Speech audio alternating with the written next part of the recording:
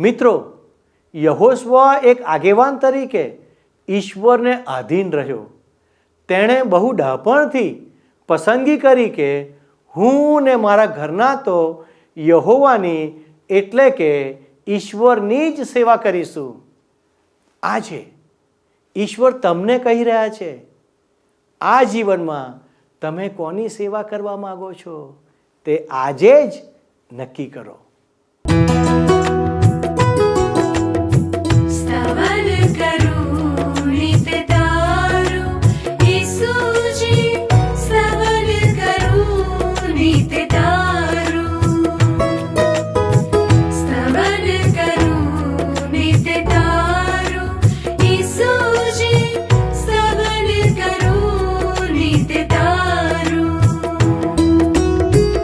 आज सवारे साद सुनी तो महिमा करूं प्रभु तारो, महिमा करूं प्रभु तारो. स्तवन करूं नित तारो,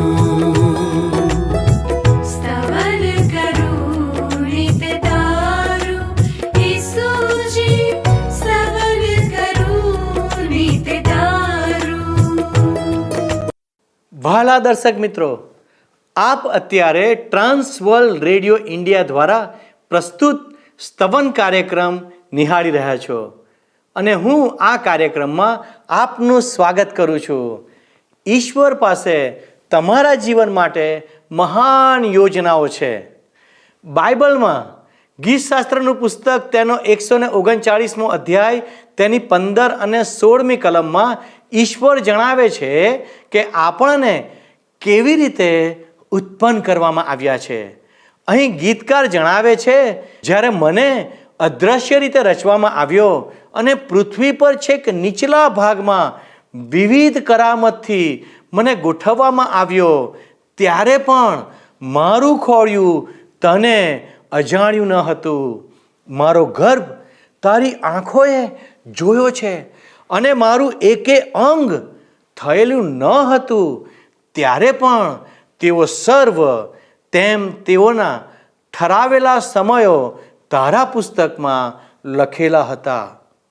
વહાલા દર્શક મિત્રો, આપણા બધાના જીવનમાં આ જ સત્ય છે.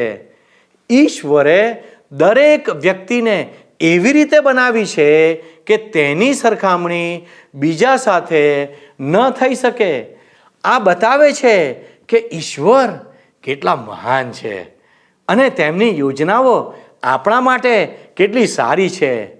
ઈશ્વરના કાર્યને સમજવું માણસો માટે કેટલું મુશ્કેલ છે, તે આપણે તેમના કાર્ય અને હેતુ દ્વારા સમજી શકીએ છીએ. પ્રિય દર્શક મિત્રો, આપણ બધાને ઈશ્વરે જ બનાવ્યા છે. આપણે સૌ જાણીએ છીએ કે ઈશ્વરે આપણને ઉત્પન્ન કર્યા છે અને તેમના અનુસાર જીવવાનો હેતુ એ જ છે કે આપણે તેમનો મહિમા કરીએ અને તેમને સન્માન આપીએ. જ્યારે કોઈ આપણા માટે કંઈક સારું કરે ત્યારે આપણું હૃદય કૃતજ્ઞતાથી ભરાઈ જાય છે, તો પછી આપણા સર્જનહાર ઈશ્વરને આપણે કેટલું માન આપવું જોઈએ. આ જીવનના માલિક આપણે નથી, તેમ છતાં આપણે આ જીવનને ગુમાવવા માંગતા નથી. જેમણે આપણને જીવન આપ્યું છે તે જ તેને બચાવી શકે છે. તેથી જ વહાલા દર્શક મિત્રો, આપણે સ્તવન કાર્યક્રમમાં આ મહાન ઈશ્વરના કાર્યને સમજવાનો પ્રયાસ કરી રહ્યા છીએ. બાઇબલ અભ્યાસના આ કાર્યક્રમમાં આજે આપણે યહોશુઆના પુસ્તકનો અંતિમ અભ્યાસ કરીશું. આજના અભ્યાસમાં આપણી પાસે ઈશ્વર પ્રત્યે એક ખાસ પસંદગી હશે, જેના આધારે તે આપણને આશીર્વાદ આપવા માગે છે. જો આપણે તે પ્રમાણે કરીશું તો આપણે મુશ્કેલીમાંથી બહાર નીકળી શકીશું.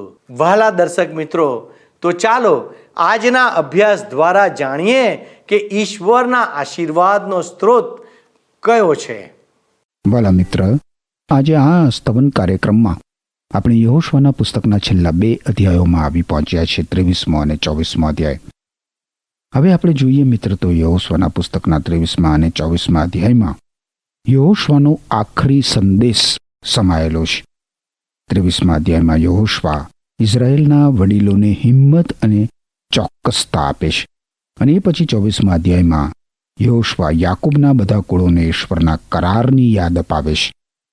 24મા અધ્યાયનો અંત યહોશુઆના મૃત્યુ દ્વારા આવે છે. આજે આપણે 23 અને 24 એમ 2 અધ્યાયનો અભ્યાસ કરવાના છીએ.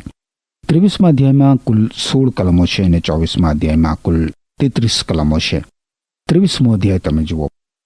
પહેલી 3 કલમો જોઈશું. સાથે સાથે યહોશુઆનું પુસ્તક 23મો અધ્યાય. શું લખ્યું છે અહીંયા? યહોવાએ ઇસ્રાયેલ પુત્રોને તેઓની ચારે ગમના સર્વ શત્રુઓથી વિશ્રાંતિ આપ્યા પછી ઘણે દિવસે, એટલે યહોશુઆ ઘણો વૃદ્ધ તથા વયધર થયો હતો, ત્યારે યહોશુઆએ સર્વ ઇઝરાયેલીને, તેઓના વડીલોને અને તેઓના મુખ્ય પુરુષોને અને તેઓના ન્યાયાધીશોને અને તેઓના અધિકારીઓને બોલાવીને તેઓને કહ્યું, હવે હું ઘણો વૃદ્ધ તથા વયધર થયો છું, અને તમારા દેવ યહોવાએ તમારા માટે આ સર્વ દેશ જાતિઓને જે કર્યું તે સર્વ તમે જોયું છે, કેમ કે તમારા દેવ યહોવાએ પોતે જ તમારે સારું યુદ્ધ કર્યું છે. અહીં માત્ર આપણે જોઈએ છીએ તો યહોશુઆ લોકોને પોતાની પાસે એકત્રિત કરીને એ લોકોને કહે છે કે હવે હું નિવૃત્ત થવાની તૈયારીમાં છું, હું વૃદ્ધ થઈ ગયો છું, અને તમને માર્યો આખરી સંદેશ હવે હું આપવા માંગુ છું. તમે જોયું છે કે ઈશ્વરે તમારા માટે શું કર્યું છે. 4 થી 6 કલમો જુઓ. બાકી રહેલી દેશ જાતિઓનો ને જે દેશ જાતિઓને મેં નાબૂદ કરી તે સર્વનો દેશ યર્દનથી માંડીને છેક આથમણી તરફના મોટા સમુદ્ર સુધી મેં તમને તમારા કુળોને વતનને સારું વહેંચી આપ્યો છે. યહોવા તમારો દેવ પોતે જ તેઓને તમારી આગળથી હાંકી કાઢીને તમારી દ્રષ્ટિથી દૂર કરશે, અને તમારા દેવ યહોવાએ તમને કહ્યું હતું તેમ તમે તેઓનો દેશ કબજામાં લેશો. માટે મૂસાના નિયમશાસ્ત્રના પુસ્તકમાં જે લખેલું છે તે સર્વ પાળવાને તથા અમલમાં આણવાને ઘણા હિંમતવાન થાવ, કે તમે તેમાંથી જમણે કે ડાબે હાથે ફરો નહીં, અને તમારી મધ્યે આ જે દેશ જાતિઓ રહેલી છે તેઓનો સહવાસ રાખો નહીં, અને તેઓના દેવોના નામોનું ઉચ્ચારણ કરો નહીં, ને તેઓના સોગંદ દો નહીં, ને તેઓની સેવા પણ ન કરો, ને તેઓને પગે લાગો નહીં. હવે મૂસાએ આ લોકોને જે કરવાનું કહ્યું હતું એ કરવા માટે યહોશુઆ આ લોકોને ઉત્તેજન આપે છે. પણ આજ સુધી તમે કરતા આવ્યા તેમ તમારા દેવ યહોવાને જ વળગી રહો. યર્દન નદી પાર કરવાનો મોટો ખતરો મિત્ર. અજાણી ભૂમિમાં દુશ્મનોનો સામનો કરવો, દરેક દિશામાં અજાણી પરિસ્થિતિઓ સામે બાથ ભીડવી, દરેક પગલે ભય અને બીકનો સામનો કરવો, આ બધી બાબતોએ ઇઝરાયેલી લોકોને ઈશ્વરની તો બહુ જ સમીપ રાખ્યા હતા. પણ હવે યહોશુઆને ખ્યાલ આવે છે કે ઇઝરાયેલી લોકો વિશ્રામમાં પ્રવેશ્યા છે અને પ્રગતિ અને પુષ્કળતા અનુભવી રહ્યા છે, ત્યારે ઈશ્વરથી દૂર ખસી જવાનો એમના માટે બહુ જ મોટો ખતરો તોડાઈ રહેલો છે. માનવ સ્વભાવનો મિત્ર આ ઇતિહાસ છે, એ કદી બદલાતો નથી. લોકો પોતાના જીવનમાં જે સૌથી ખતરનાક સમયગાળામાંથી પસાર થાય છે ને મિત્ર, એ મુશ્કેલીઓ અને દુઃખ સહન કરવાનો સમયગાળો નથી હોતો, પરંતુ એ સમયગાળો તો શાંતિ અને પુષ્કળતાનો સમયગાળો હોય છે. આ જ કારણસર યહોશુઆ ઇઝરાયેલી લોકોને કહે છે કે ઈશ્વરે તમારા માટે આ અદ્ભુત કૃત્યો કર્યા છે, અને એટલે હવે તમે ઈશ્વરની નિકટ રહો અને ઈશ્વરને આધીન રહો. જો તમે એ પ્રમાણે કરશો તો ઈશ્વર તમને આશીર્વાદ આપવાનું ચાલુ રાખશે. અને આ પછી યહોશુઆ ઇઝરાયેલી લોકોને ચેતવણી આપે છે કે જો તેઓ ઈશ્વરથી દૂર થશે તો શું બનશે. 11 થી 13 કલમો જુઓ. તો કહેશે તમારા દેવ યહોવા પર પ્રીતિ કરવાની ઘણી કાળજી રાખો, કેમ કે જો તમે કોઈ પણ પ્રકારે પાછા હટશો ને તમારી પાસે રહેલી આ દેશ જાતિઓને, એટલે જે બાકી રહી છે તેઓની સાથે સંબંધ રાખશો અને તેઓની સાથે લગ્ન વ્યવહાર કરીને તેઓની સાથે હળીમળી જશો, તો ખચિત જાણજો કે તમારો દેવ યહોવા હવે પછી એ દેશ જાતિઓને તમારી આગળથી હાંકી કાઢનાર નથી, અને આ જે સારી ભૂમિ તમારા દેવ યહોવાએ તમને આપી છે તેમાંથી તમે નષ્ટ થઈ જશો. ત્યાં સુધી તેઓ તમને ફાંદા તથા ફાંસા રૂપ ને તમારી કૂંખોમાં કાંટા રૂપ ને તમારી આંખોમાં કણી રૂપ થઈ પડશે. જોયું મિત્ર, યહોશુઆ ઇઝરાયેલી લોકોને ચેતવણી આપે છે કે ઈશ્વરનો ન્યાય ચુકાદો એમના ઉપર આવી પડશે. 15મી અને 16મી કલમ તમે જુઓ તો ત્યાં લખ્યું છે, અને એમ થશે કે જેમ તમારા દેવ યહોવાએ તમને આપેલા સર્વ સારા વચન તમારા સંબંધમાં ભળીભૂત થયા, તેમજ આ જે સારી ભૂમિ તમારા દેવ યહોવાએ તમને આપી છે તે ઉપરથી તમારો નાશ કરતા સુધી યહોવા તમારા પર આગળ કહેલી સર્વ વિપત્તિઓ લાવશે. એમ પણ બનશે, તમારા દેવ યહોવાએ જે કરાર તમારી સાથે કર્યો તે જ્યારે તમે તોડશો અને જઈને બીજા દેવોની સેવા કરશો ને તેઓને પગે લાગશો, ત્યારે યહોવાનો કોપ તમારા ઉપર સળગી ઉઠશે ને જે સારો દેશ તેણે તમને આપ્યો છે તેમાં તમારો નાશ વહેલો થઈ જશે. આ ચેતવણી કરતા વધારે તો આગાહી છે મિત્ર. આપણે જાણીએ છીએ કે આ આગાહી હવે તો ઇતિહાસમાં પલટાઈ ગઈ છે. હવે 24મા અધ્યાયમાં મિત્ર આપણે જોઈએ તો યહોશુઆ ફરીથી ઇઝરાયેલી લોકોને પોતાની પાસે એકત્રિત કરે છે અને તેઓ ઈશ્વર સમક્ષ પોતાને રજૂ કરે છે. યહોશુઆ આ લોકોના ઇતિહાસનું અને ઈશ્વરના તેમના માટે કૃપાવંત કાર્યોનું પુનરાવર્તન કરે છે. 24મા અધ્યાયની બીજી કલમ જુઓ. ત્યારે યહોશુઆએ સર્વ લોકોને કહ્યું, ઇઝરાયેલનો દેવ યહોવા એમ કહે છે કે પૂર્વકાળે તમારા પૂર્વજ એટલે ઇબ્રાહીમનો બાપ ને નાહોરનો બાપ તેરાહ નદીની પેલી ગમ વસતા હતા અને તેઓ અન્ય દેવોની સેવા કરતા હતા. હવે આ કલમ મિત્ર એવી બાબત જણાવે છે જે આપણે અગાઉ જાણતા નહોતા. જ્યારે ઈશ્વરે ખાલદીઓના દેશ ઉરમાંથી ઇબ્રાહીમને બોલાવ્યો ત્યારે ઈશ્વરે તેને મૂર્તિ પૂજાના ઘરમાંથી બોલાવ્યો હતો. અહીં કહેવામાં આવ્યું છે એ પ્રમાણે ઇબ્રાહીમનો પિતા તેરાહ અન્ય દેવોની પૂજા ભક્તિ કરતો હતો. હવે આ બાબત એક પ્રશ્ન ઊભો કરે છે. શા માટે ઈશ્વરે ઇબ્રાહીમની પસંદગી કરી અને તેનામાંથી એક પ્રજા ઉત્પન્ન કરી? હવે આ માટે આપણે પાશ્ચાત્ય ભૂમિકા મિત્ર જોઈએ તો બાબેલના બુરજની ઘટના પછી મનુષ્ય ઈશ્વરથી પૂરેપૂરો અલગ થઈ ગયો હતો. કોઈ સત્ય સનાતન ઈશ્વરની સેવા કરતું જ નહોતું. ઇબ્રાહીમનો પિતા તેરા પણ નહીં. ઈશ્વરે જ્યારે લોકોની ભાષાઓને ગૂંચવણમાં નાખી દીધી ત્યારે લોકો દરેક દિશામાં વિખરાઈ ગયા અને પોતાની સાથે સાચા અને જીવંત ઈશ્વરનું જ્ઞાન લેતા ગયા. હવે આવી પરિસ્થિતિમાં ઈશ્વર પોતાના વ્યક્તિત્વને સુસંગત, પોતાના ગુણ લક્ષણોને સુસંગત અને પોતાના ચરિત્રને સુસંગત હોય એવું કયું પગલું ભરે? ઈશ્વર માનવજાતનો ન્યાય કરે અને પૃથ્વી પરથી તેને દૂર કરી શકે છે. ઈશ્વર ઈચ્છે તો પૃથ્વીને ચંદ્રની જેમ નિર્જીવ કરી નાખે, પણ ઈશ્વરે એવું ના કર્યું. ઈશ્વરે મનુષ્ય જાતને ફરીથી સુસ્થાપિત કરવા માટેના પગલાં ભર્યા. ઈશ્વર એક માણસથી આરંભ કરે છે અને એ માણસ તો ઇબ્રાહીમ છે. એના હૃદયમાં જીવંત અને સાચા ઈશ્વરને જાણવાની તમન્ના હતી જ. ઈશ્વરે જ્યારે ઇબ્રાહીમને બોલાવ્યો ત્યારે ઈશ્વરે તેને તેનું વતન અને તેનો પરિવાર છોડી દેવાનું કહ્યું. આનું કારણ તો આપણે જાણીએ છીએ. ઇબ્રાહીમનો પિતા તેરા મૂર્તિપૂજક હતો. ઈશ્વરે એને બોલાવ્યો અને એ બધી બાબતોથી દૂર કર્યો. કોને? ઇબ્રાહીમને. જેથી ઈશ્વર તેની સાથે કામ કરી શકે અને તેના દ્વારા એક પ્રજા ઉત્પન્ન કરી શકે જેમાં માનવીના ઉદ્ધારક મસીહ ખ્રિસ્ત ઈસુ આ દુનિયામાં આવી શકે. હવે ઈશ્વરે મિસર દેશમાં ઈંટો પાડવાની જગ્યાઓમાં ઇઝરાયેલી પ્રજા ઊભી કરી. અને મિત્ર, જો ઈશ્વર મને અને તમને કંઈક બનાવવા માંગતા હોય તો એમ કરવા માટે ઈશ્વર આપણને અગ્નિમાંથી પસાર કરશે જ કરશે. ઈશ્વર નામધારી વિશ્વાસીઓનો ઉપયોગ કરી શકતા નથી. હું તો તમને એની પૂરેપૂરી ખાતરી આપી શકું છું. 5 થી 7 કલમોમાં આપણે જોઈએ આગળ તો લખ્યું છે મિત્ર, યહોશુઆનું પુસ્તક 24મો અધ્યાય. પછી મેં મૂસાને તથા હારૂનને મોકલ્યા અને મિસરમાં મેં જે કર્યું તે પ્રમાણે તે પર વિપત્તિઓ આણી અને ત્યાર પછી હું તમને ત્યાંથી કાઢી લાવ્યો અને મેં તમારા પિતૃઓને મિસરમાંથી કાઢી આણ્યા અને તમે સમુદ્ર સુધી આવી પહોંચ્યા અને મિસરીઓ રથો તથા સવારો લઈને લાલ સમુદ્ર સુધી તમારા પિતૃઓની પાછળ પડ્યા અને તેઓએ યહોવાને પોકાર કર્યો ત્યારે તેણે તમારી તથા મિસરીઓની વચ્ચે અંધકાર કરી નાખ્યો અને તેઓ પર સમુદ્ર આણીને તેઓને તેમાં ડૂબાડી દીધા. અને મેં મિસરમાં જે કંઈ કર્યું તે તો તમે તમારી આંખોએ જોયું છે અને તમે અરણ્યમાં ઘણા દિવસ સુધી રહ્યા. ઈશ્વર ઇઝરાયેલી લોકો પ્રત્યેની પોતાની કાળજી અહીંયા પ્રદર્શિત કરે છે મિત્ર. એમની ઉપર ચડી આવેલા અમોરીઓના હાથમાંથી ઈશ્વરે એમને બચાવ્યા હતા. કોને? આ ઇઝરાયેલી લોકોને.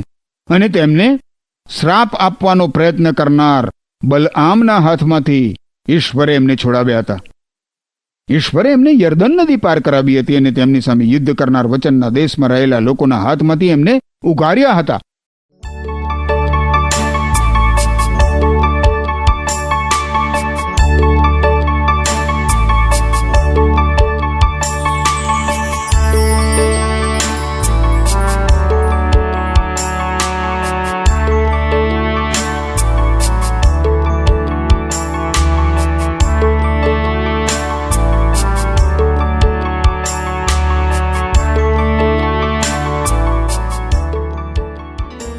હવે 13મી કલમ જુઓ.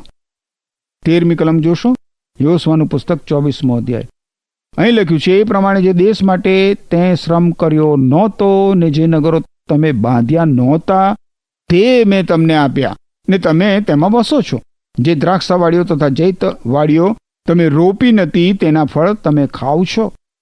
હવે ઇઝરાયેલી લોકો વચનના દેશમાં સ્થાયી થઈ ગયા છે મિત્ર, પરંતુ એમણે ત્યાંની સંસ્કૃતિનો નાશ કર્યો નહીં, તેથી તેઓ મૂર્તિ પૂજાથી ઘેરાયેલા રહ્યા. એ લોકો ખરેખર આ ખતરામાં હતા.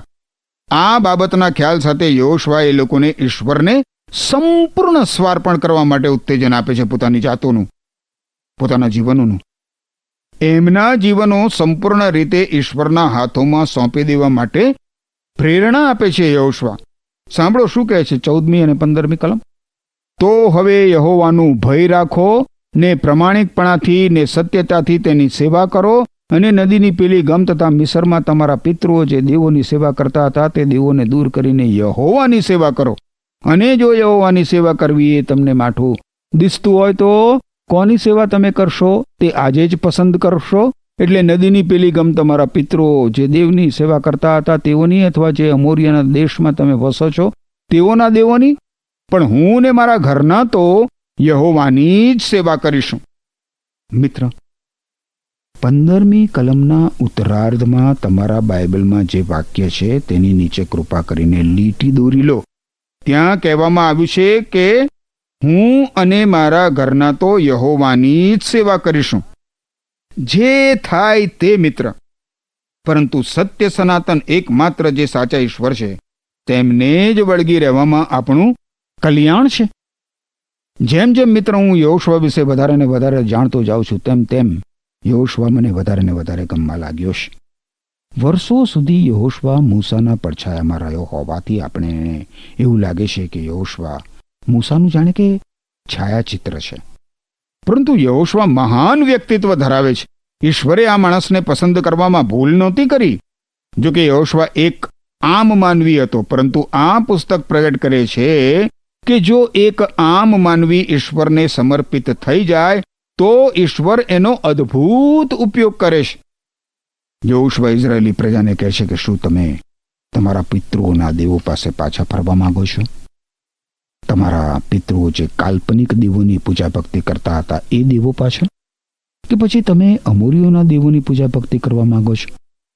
તમે પસંદગી કરી શકો છો, પણ હું અને મારું કુટુંબ અમે તો પસંદ કર્યા પ્રમાણે એકમાત્ર જે સત્ય સનાતન જીવંત અને પવિત્ર સાચા ઈશ્વર છે એમની જ સેવા કરીશું. મિત્ર, ઇઝરાયેલના બધા જ કુળોને આ એક જબરજસ્ત પડકાર આપવામાં આવ્યો, જેથી તેઓ તેમની સાથે ઈશ્વરે કરેલા કરારને ધ્યાનમાં રાખી શકે. હવે તમે જુઓ લોકો કેવો પ્રત્યુત્તર આપે છે. 16મી અને 17મી કલમ. ત્યારે લોકોએ ઉત્તર આપ્યો કે દેવ એવું ન થવા દો કે યહોવાને મૂકી દઈને અમે બીજા દેવોની સેવા કરીએ, કેમ કે જેણે અમને ને અમારા પિતૃઓને મિસર દેશમાંથી એટલે ગુલામીના ઘરમાંથી કાઢી આણ્યા, ને જેણે અમારા દેખતા તે મોટા ચમત્કાર કર્યા, ને અમે જે રસ્તે ચાલ્યા તે આખા રસ્તામાં, ને જે સર્વ લોકો મધ્ય થઈને અમે ચાલ્યા તેઓ મધ્યે અમારું રક્ષણ કર્યું, તે જ યહોવા અમારો દેવ છે. તે જ યહોવા અમારો દેવ છે.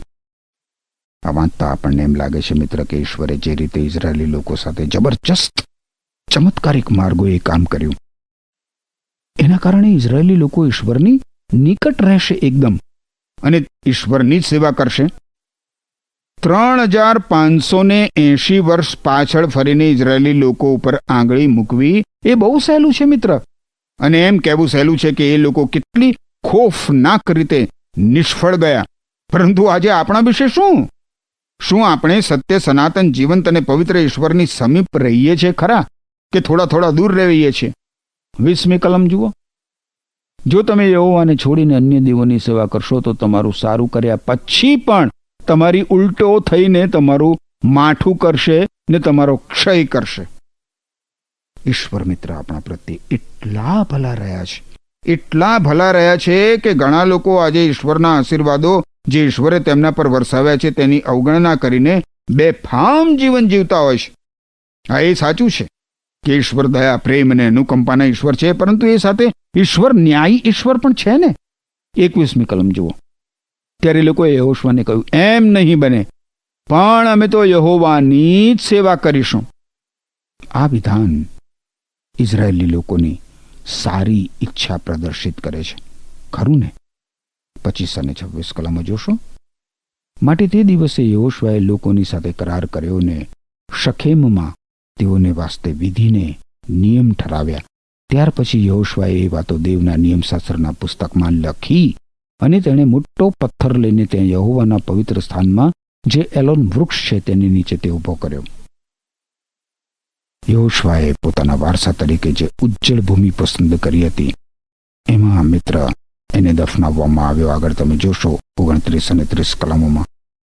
હવે આપણે 25મી અને 26મી કલમો વાંચી એ ઉપરથી આપણે જોઈ શકીએ છીએ મિત્ર કે યહોશુઆએ જે કંઈ લખ્યું એ મૂસાના 5 પુસ્તકો જે ઓળિયામાં સમાયેલા હતા એ જ ઓળિયામાં એણે લખાણ કર્યું. હવે યહોશુઆ મૃત્યુ પામે છે. 29 અને 30 કલમો જુઓ શું કહે છે. એ બનાવો બન્યા પછી નૂનનો પુત્ર યહોવાનો સેવક યહોશુઆ 110 વર્ષનો થઈને મરણ પામ્યો અને તેના વતનની હદમાં એફ્રાઈમના પહાડી મુલકમાં જે તિમ્નાહ શેરાહ છે તેમાં ગાઆશ ડુંગરની ઉત્તરમાં તેઓએ તેને દાટ્યો. યહોશુઆએ પોતાના વારસા તરીકે જે ઉજ્જળ ભૂમિ પસંદ કરી હતી મિત્ર એમાં તેને દફનાવવામાં આવ્યો. 31 અને 32 કલમો જોઈએ આપણે. અને યહોશુઆની આખી જિંદગી સુધીને જે વડીલો યહોશુઆની પાછળ જીવતા રહ્યા અને યહોવાએ જે સર્વ કામ ઇઝરાયેલને સારું કર્યા હતા તે જેઓ જાણતા હતા તેઓના જીવતા સુધી ઇસ્રાયેલે યહોવાની સેવા કરી. અને શખેમમાં જે ભૂમિનો કટકો યાકોબે શખેમના બાપ હમૂરના દીકરાઓ પાસેથી 100 રૂપિયે વેચાતો લીધો હતો તેમાં તેઓએ મિસરમાંથી ઇસ્રાયેલ પુત્રોએ આણેલા યુસુફના હાડકા દાટ્યા અને તે યુસુફ પુત્રોનો વારસો બન્યા. યહોશુઆના મૃત્યુ સમયે લોકોની નજરમાં મિત્ર એ બહુ જ ઊંચું સ્થાન ધરાવતો હોવો જોઈએ, કારણ કે યહોશુઆના સમય દરમિયાન ઇઝરાયેલી પ્રજાએ ઈશ્વરની સેવા કરી. આ હકીકત મિત્ર યહોશુઆના ઈશ્વરીય પ્રભાવની અસર હતી. યુસુફ એફ્રાઈમ અને મનાશેનો પિતા હતો. હવે જ્યારે આ 2 દીકરાઓ મિસર દેશમાંથી બહાર આવ્યા ત્યારે તેઓ પોતાની સાથે પોતાના મૃત પિતાના અસ્થિ લેતા આવ્યા અને 40 વર્ષ સુધી અરણ્યમાંની મુસાફરી દરમિયાન પોતાની પાસે એ અસ્થિને સાચવી રાખ્યા. એમણે પોતાના પિતા યુસુફને વચન આપ્યું હતું કે એના અસ્થિ તેઓ વચનના દેશમાં દાટશે. આવું શા માટે? આવું એટલા માટે કે વચનના દેશમાં યુસુફ મૃત્યુમાંથી સજીવન થવાની અપેક્ષા રાખતો હતો. હવે મિત્ર આપણે 33મી છેલ્લી કલમ છે યહોશુઆનું પુસ્તક, છેલ્લો અધ્યાય, છેલ્લી કલમ 33મી. અને હારૂનનો પુત્ર એલઆઝાર મરણ પામ્યો અને તેના પુત્ર ફિનહાસની જે ટેકરી એફ્રાઈમના પહાડી મુલકમાં તેને આપેલી હતી તેના પર તેઓએ તેને દાટ્યો. યાજક તરીકે મૃત્યુ પામનાર સૌ પ્રથમ હારૂન હતો મિત્ર, અને એ પછી બીજો એલઆઝાર હતો. યહોશુઆનું પુસ્તક મિત્ર આપણે જોયું તો મૃત્યુથી બંધાયેલું છે. એનો આરંભ મૂસાના મૃત્યુથી થયો અને અહીં આપણે જોઈએ છીએ તો એનો અંત યહોશુઆ તથા એલઆઝારના મૃત્યુથી થાય છે. હવે આ કલમમાં જે બાબત આપણું ધ્યાન ખેંચે છે મિત્ર એ તો ફિનહાસને મળેલી ટેકરીમાં એલઆઝારને દફનાવવામાં આવે છે એ છે. ફિનહાસ એલઆઝારનો દીકરો હતો. અહીંયા પ્રશ્ન એ છે કે ફિનહાસને આ જમીન મળી કેવી રીતે? યાજકોને તો કોઈ જમીન આપવામાં આવી નહોતી અને એમ છતાં ફિનહાસે બહુ જ સરસ જગ્યા પ્રાપ્ત કરી હતી. અહીં મિત્ર સત્ય સનાતન જીવંત અને પવિત્ર ઈશ્વરથી દૂર થવાનો આરંભ થાય છે જે ન્યાયાધીશોના પુસ્તકમાં દેખાઈ આવશે. આમીન. વહાલા દર્શક મિત્રો, અહીં યહોશુઆના પુસ્તકનો અભ્યાસ સમાપ્ત થાય છે, પરંતુ આપણી સામે પડકાર એ છે કે આપણે કોની સેવા કરીશું તેની પસંદગી કરીએ. તે સાબિત કરશે કે આપણે ઈશ્વરના આશીર્વાદનો સ્વીકાર કરીએ છીએ કે નથી કરતા. યહોશુઆ અને ઇઝરાયેલનો જવાબ આપણા બધાનો જવાબ હોવો જોઈએ. યહોશુઆ આપણા જેવો સામાન્ય માણસ હતો, પરંતુ જ્યારે આ સામાન્ય માણસ ઈશ્વરને સમર્પિત થાય છે ત્યારે ઈશ્વર તેનો સામર્થ્ય સાથે ઉપયોગ કરે છે. આ બાબત આપણા માટે ઈશ્વરનો સિદ્ધાંત પ્રસ્થાપિત કરે છે કે આપણે કેવી રીતે ઈશ્વરની શક્તિને આપણા જીવનમાં સક્રિય કરી શકીએ. ઈશ્વર ઈચ્છે છે કે જો આપણે સાચા અને જીવંત ઈશ્વરની સેવા કરીએ છીએ તો આપણે સૌ તેમના નામનો મહિમા વધારવા માટે તેમના નામનો વધુ ઉપયોગ કરીએ. ઈશ્વરનું પવિત્ર વચન ઇતિહાસના પાનાઓ પરથી આપણને જણાવે છે કે તે કોણ છે. પરમેશ્વરે ઇસ્રાયેલને ચેતવણી આપી હતી કે ઈશ્વર એ લોકોનું ભલું કરતા હોવા છતાં જો તેઓ જીવતા અને સાચા દેવ સિવાય અસ્તિત્વ ન ધરાવતા ઈશ્વરની સેવા કરશે તો તે ફરીથી શિક્ષા કરશે અને તેનો અંત પણ લાવશે. વહાલા દર્શક મિત્રો, આ વાત આજે પણ વિશ્વાસીને લાગુ પડે છે.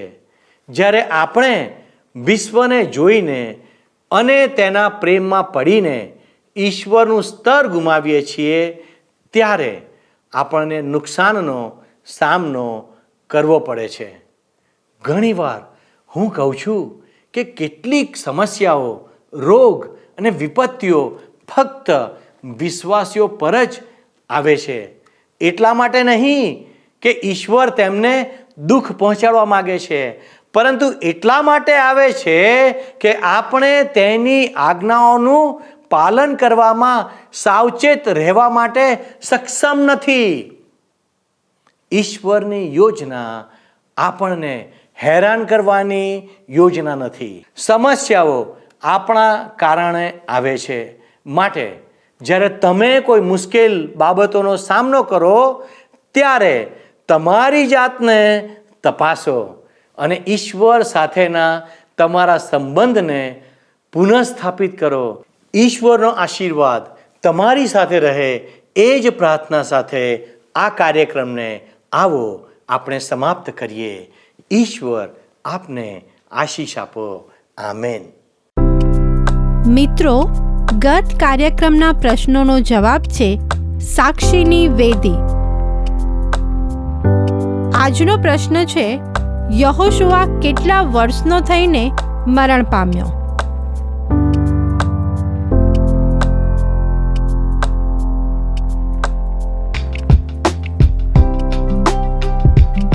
આ પ્રશ્નનો જવાબ આપેલ સ્ક્રીન પર દર્શાવેલ વોટ્સએપ નંબર પર આપવાનો રહેશે. કાર્યક્રમ દરમિયાન પૂછેલા પ્રશ્નનો સાચો જવાબ આપનાર વિજેતાઓના નામ દર મહિનાના પ્રથમ સોમવારે જાહેર કરવામાં આવશે.